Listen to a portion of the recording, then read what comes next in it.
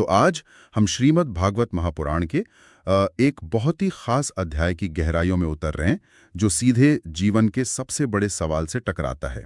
हमारे पास आध्यात्मिक ज्ञान नाम के एक YouTube चैनल की स्क्रिप्ट है, जो द्वितीय स्कंद के तीसरे अध्याय पर आधारित है। और ये सवाल कोई साधारण दार्शनिक प्रश्न नहीं है। बिल्कुल नहीं। ये एक ऐसे राजा ने पूछा है जिसकी मृत्यु 7 दिन में निश्चित है। राजा परीक्षित का सीधा सवाल है, जिस इंसान की मौत दरवाजे पर खड़ी हो, उसे क्या करना चाहिए? बिल्कुल। तो आज हमारा मिशन यही समझना है कि शुकदेव गोस्वामी इस सीधे सवाल का क्या जवाब देते हैं और क्यों वे भक्ति को हर दूसरी चीज, ज्ञान, कर्म, धन, इन सब से ऊपर रखते हैं। हाँ, चलिए गंगा के उस तट पर चलते हैं जहां एक मरता हुआ राजा बैठा है और एक ब्रह्म ज्ञानी संत ज्ञान की वर्षा करने वाले हैं। ये एक बहुत ही नाटकीय और तनावपूर्ण क्षण है। नाटकीय तो है, लेकिन अद्भुत भी है, क्योंकि जहां मृत्यु का भय सबसे ज्यादा होना चाहिए, वहीं पर परम सत्य का संवाद शुरू हो रहा है। तो कथा का जो माहौल है वो बड़ा गंभीर है। गंगा का तट है, देश के कोने कोने से ऋषि मुनि आए हुए हैं। हाँ, और उनके बीच में बैठे हैं सम्राट परीक्षित। हाँ, उन्होंने अपना मुकुट, राजपाट, महल, परिवार, सब कुछ पीछे छोड़ दिया है। हाँ। उनके पास अब सिर्फ 7 दिन है। और देखिए, ये जो पृष्ठभूमि है ना, ये अपने आप में एक संदेश है। ये कोई आरामदायक माहौल में होने वाली चर्चा नहीं है। सही बात है। यहाँ समय की एक डेडलाइन है। हाँ। और परीक्षित का सब कुछ त्याग देना ये बताता है कि वे अब कोई बहाना नहीं बना रहे। वो सच में जवाब चाहते हैं। ज्ञान पाने के लिए सबसे पहले पात्र को खाली करना पड़ता है ना? हाँ। और परीक्षित ने अपना पात्र, अपना अहंकार, अपनी पहचान, अपना मोह पूरी तरह से खाली कर दिया है। और शायद इसीलिए शुकदेव गोस्वामी वो कोई भूमिका नहीं बांधते। वो सीधे मुद्दे की जड़ पर प्रहार करते हैं। हाँ। वे कहते हैं कि मनुष्य का ये जीवन केवल एक ही काम के लिए मिला है, भगवान की भक्ति। और फिर वे एक ऐसी बात कहते हैं जो सुनने में बहुत कठोर लग सकती है। और यहाँ कठोर शब्द बहुत जरूरी है। शुकदेव गोस्वामी के पास मीठी मीठी बातें करने का समय नहीं है। बिल्कुल। सामने एक ऐसा राजा बैठा है जिसकी जिंदगी दांव पर है। यहाँ कठोरता जो है वो एक्चुअली करुणा का एक रूप है, एक सर्जन की तरह जो दर्द देता है ताकि जीवन बच सके। हमारे स्त्रोत में वे कहते हैं, हे राजन, यदि किसी इंसान ने अपने कानों से भगवान की कथा नहीं सुनी, यदि उसकी जीभ ने हरि नाम का उच्चारण नहीं किया, यदि उसकी आंखों ने भगवान का दर्शन नहीं किया, तो उसका जीवन पशुओं के समान है। ये एक बहुत ही सीधी और शायद कुछ लोगों के लिए चौंकाने वाली तुलना है। ये इसीलिए चौंकाती है क्योंकि ये हमारे आज के जीवन की नींव पर सवाल उठाती है। देखिए, खाना, सोना, अपनी सुरक्षा करना और परिवार बढ़ाना, ये 4 काम तो जानवर भी करते हैं। हाँ, ये तो है। तो शुकदेव गोस्वामी कह रहे हैं कि अगर हम अपनी पूरी जिंदगी इन्हीं 4 कामों में लगा देते हैं, भले ही कितने ही आलीशान घर में रहें या कितना ही पैसा कमा लें, तो हमने मनुष्य जीवन की असली संभावना को इस्तेमाल ही नहीं किया। अच्छा। मनुष्य की विशेषता है उसकी चेतना, उसकी विवेक बुद्धि, जो उसे परम सत्य से जोड़ सकती है। अगर उस चेतना का उपयोग नहीं किया तो हम बस एक उन्नत पशु बनकर रह जाते हैं। और इसके बाद जो आता है वो इस अध्याय का सबसे यादगार हिस्सा है। वे सिर्फ एक सामान्य बात कहकर नहीं रुकते, बल्कि वे एक एक इंद्रिय का जैसे पोस्टमार्टम करते हैं। हाँ, बिल्कुल। वे भक्ति के बिना हमारी इंद्रियों की तुलना करने के लिए कुछ बहुत ही शक्तिशाली उपमाएं देते हैं। शुरुआत होती है कानों से। और ये उपमाएं सिर्फ कविता नहीं है, ये मनोवैज्ञानिक निदान है। वो बता रहे हैं कि हमारी इंद्रियां कैसे हमें बंधन में डालती हैं या मुक्त कर सकती हैं। वे कहते हैं कि जो कान भगवान की कथा नहीं सुनते, वे सर्प के बिल के समान हैं। यह सुनकर ही एक सिहरन सी होती है। बिल्कुल, जैसे बिल में एक जहरीला सांप छिपा रहता है, वैसे ही ये कान बाहर से तो सामान्य दिखते हैं, पर अंदर सिर्फ जहर इकट्ठा कर रहे हैं। दूसरों की निंदा, व्यर्थ की खबरें, लड़ाई झगड़े की बातें। हाँ, और सोचने वाली बात है कि भक्ति का पहला कदम ही श्रवण यानी सुनना बताया गया है। अगर इनपुट ही गलत होगा तो आउटपुट सही कैसे हो सकता? सही बात है। आज के डिजिटल युग में तो ये और भी प्रासंगिक है। हमारे कान ईयरफोन के माध्यम से 24 घंटे सूचना, मनोरंजन और शोर के बिल में घुसे रहते हैं। ये उपमा हमें पूछने पर मजबूर करती है कि हम जो सुन रहे हैं वो हमारे अंदर चेतना जगा रहा है या जहर भर रहा है। लेकिन यहाँ एक व्यावहारिक सवाल उठता है। आज के दौर में कोई कह सकता है कि भाई भगवान की कथा सुनना हर समय तो संभव नहीं है। हाँ, बिल्कुल। हमें न्यूज़ सुननी पड़ती है, बाजार के अपडेट्स लेने पड़ते हैं, अपने काम की बातें सुननी पड़ती हैं। क्या शुकदेव गोस्वामी का संदेश आज के प्रोफेशनल्स के लिए अव्यवहारिक नहीं है? ये बहुत अच्छा सवाल है। मुझे नहीं लगता कि सुखदेव जी का मतलब ये है कि आप दुनिया से कट जाएं। उनका इशारा संतुलन की ओर है। क्या हम अपनी सुनने की डाइट का ऑडिट करते हैं? सुनने की डाइट? हाँ, जैसे हम खाने में देखते हैं कि कितना जंक फूड है और कितना पौष्टिक आहार, वैसे ही हमें सुनने का भी ऑडिट करना होगा। क्या हमारा 99% समय व्यर्थ की बातों में और केवल 1% सार्थक श्रवण में जा रहा है? सर्प का बिल वो है जहां केवल व्यर्थ की चीजें ही जाती हैं, उपयोगी जानकारी नहीं। यहाँ चुनाव का सवाल है। ये सुनने की डाइट वाली बात बहुत दिलचस्प है। तो जो कानों से अंदर जाता है वही फिर जीभ से बाहर भी आता है। अगली उपमा जीभ के बारे में है और ये भी उतनी ही शक्तिशाली है। शुकदेव जी कहते हैं कि जो जीभ हरि का नाम नहीं लेती वो मेंढक की जीभ के समान है। और इसके पीछे का विज्ञान समझिए।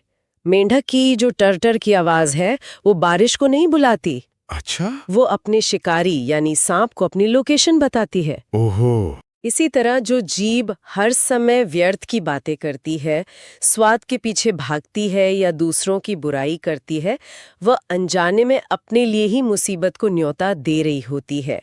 वो अपने पतन का कारण खुद बनती है। इसके विपरीत वही जीभ जब भगवान का नाम या कोई सकारात्मक मंत्र जप करती है तो वह अपने चारों ओर एक सुरक्षा कवच बना लेती है।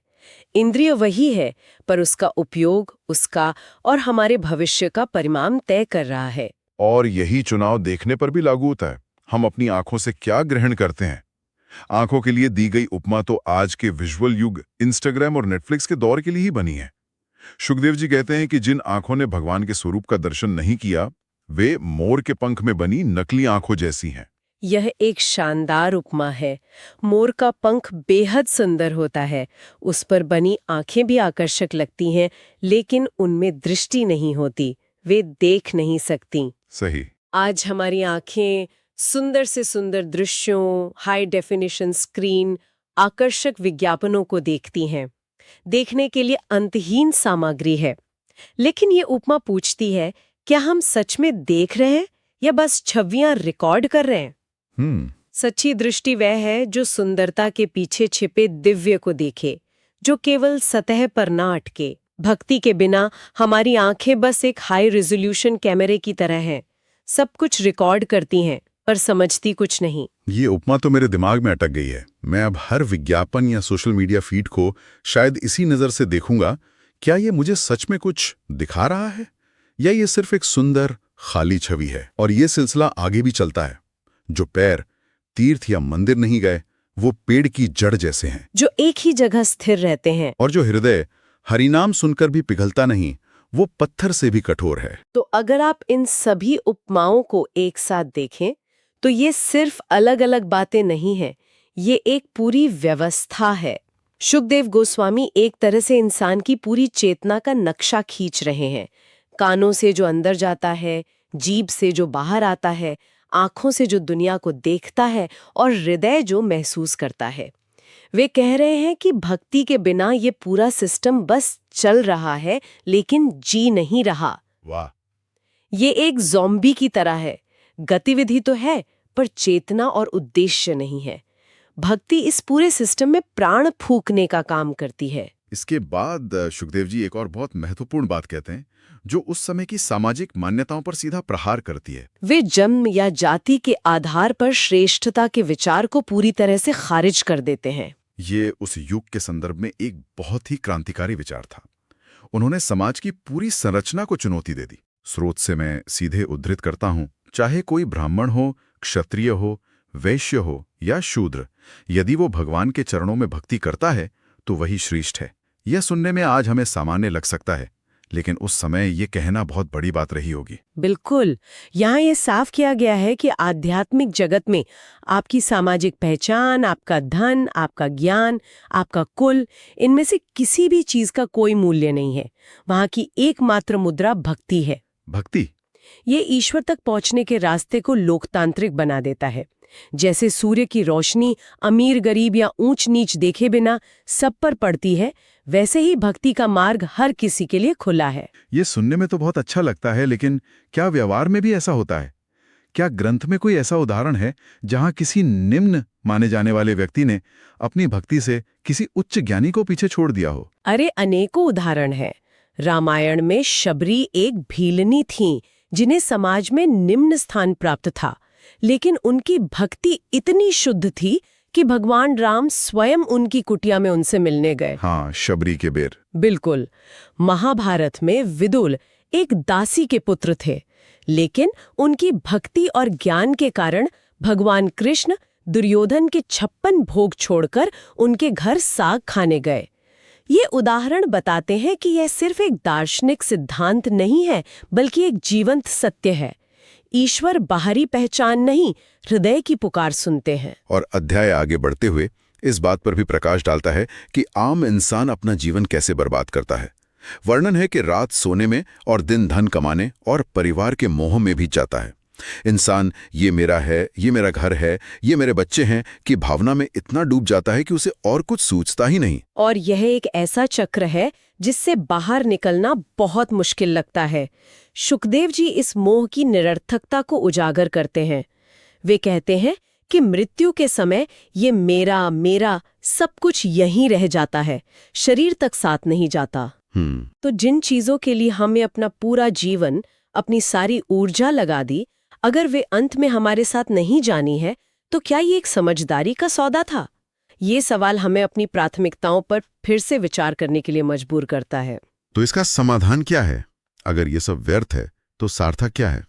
अध्याय के अनुसार समाधान एक बहुत ही सरल सूत्र में दिया गया है। हाँ, और वो सूत्र है श्रवणम कीर्तनम विष्णु हो, यानी भगवान के नाम, रूप, गुण और लीलाओं को सुनना और उनका कीर्तन करना। आप देखिए, राजा परीक्षित ठीक यही कर रहे हैं। बिल्कुल। उन्हें पता है कि 7 दिन बाद तक्षक नाग आएगा और उन्हें डसेगा, ये निश्चित है। पर क्या वे डरे हुए हैं? स्रोत हमें बताता है नहीं, वे भयभीत नहीं है, क्योंकि उनका ध्यान समस्या से हटकर समाधान पर केंद्रित हो गया है। उन्हें जीवन को सार्थक बनाने का रास्ता मिल गया है। ये बहुत महत्वपूर्ण बिंदु है। वे मृत्यु के बारे में नहीं सोच रहे, वे जीवन के सार के बारे में सुन रहे हैं। उनका फोकस बदल गया है। ठीक कहा, भक्ति ने उन्हें मृत्यु के भय से ऊपर उठा दिया है। यही भक्ति की शक्ति है। यह आपको परिणाम की चिंता से मुक्त करके वर्तमान क्षण में पूरी तरह से जीना सिखाती है, ईश्वर से जुड़कर। और अध्याय के अंत में शुकदेव जी राजा परीक्षित को अंतिम और सबसे सरल संदेश देते हैं। वो सब कुछ समेटकर एक पंक्ति में रख देते हैं। हाँ, जो इस पूरी चर्चा का निचोड़ है। और यही वो कुंजी है जो परीक्षित के मन को पूरी तरह से शांत कर देती है। वे कहते हैं, हे राजन, इसलिए हर क्षण, हर सांस के साथ भगवान का स्मरण करो और उनका कीर्तन करो। यही जीवन का सार है, यही मुक्ति का मार्ग है। इस संदेश को सुनकर राजा परीक्षित के चेहरे पर भय की जगह शांति आ जाती है। उनका मन स्थिर हो जाता है। क्यों? क्योंकि अब उनके पास एक स्पष्ट दिशा है। अनिश्चितता का डर खत्म हो गया है। यह केवल किसी बात पर आंख बंद करके विश्वास कर लेना नहीं है, बल्कि यह एक स्पष्ट उद्देश्य मिलने से आई मानसिक शांति है। उन्हें पता चल गया है कि उन्हें अपने बचे हुए हर क्षण का क्या करना है, और जब उद्देश्य स्पष्ट हो तो डर के लिए कोई जगह नहीं बचती। तो श्रीमद् भागवत का यह अध्याय हमें बताता है कि भक्ति केवल कोई धार्मिक क्रियाकलाप नहीं है, बल्कि यह जीवन को उद्देश्य देने का एक विज्ञान है।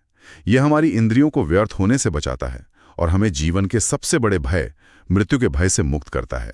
यह हमें सिखाता है कि जीवन की गुणवत्ता इस बात से नहीं मापी जाती कि हमने कितने साल जिए, बल्कि इस बात से कि हमने उन सालों में चेतना का कितना विकास किया। बिल्कुल। और यह अध्याय हमें भक्ति के एक और पहलू पर सोचने को मजबूर करता है, उसका भावनात्मक पहलू। स्रोत में एक पंक्ति थी, वो हृदय जो हरि नाम सुनकर भी द्रवित नहीं होता, वो पत्थर से भी कठोर है। हाँ, ये हमें पूछता है, क्या हरि कथा सुनकर हमारे हृदय में कोई हलचल होती है? क्या आंखों में प्रेम या कृतज्ञता के आंसू आते हैं? ये दिखाता है कि भक्ति केवल मंत्रों को तोते की तरह दोहराने की यांत्रिक प्रक्रिया नहीं है। ये हृदय का एक गहरा रूपांतरण है, ईश्वर के साथ एक भावनात्मक और प्रेमपूर्ण संबंध बनाने की कला है। ये एक बहुत ही मार्मिक बिंदु है। ये सिर्फ नियमों का पालन करने या बुद्धि से समझने के बारे में नहीं है, बल्कि हृदय से महसूस करने के बारे में है। सही कहा।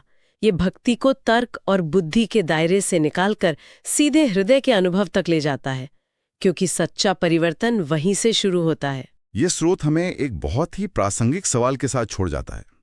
अगर आज किसी की सुनने, देखने और बोलने की आदतों का एक दिन के लिए विश्लेषण किया जाए, उनका डेटा निकाला जाए, तो वे किस तरह के जीवन की कहानी सुनाएंगे? क्या हमारी इंद्रियां केवल सर्प के बिल और मेढक की जीभ की तरह काम कर रही हैं, या उनका कोई उच्च उद्देश्य भी है? ये सवाल सिर्फ